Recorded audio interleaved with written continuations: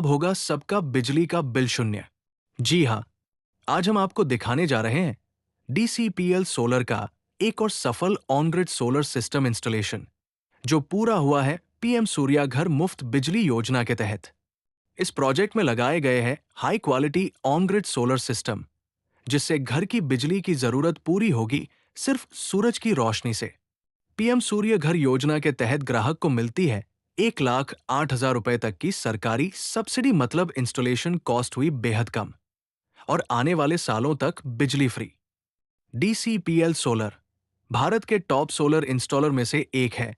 अगर आप भी पाना चाहते हैं फ्री बिजली का फायदा और लाखों की सब्सिडी, तो आज ही कॉल करें डीसीपीएल सोलर को।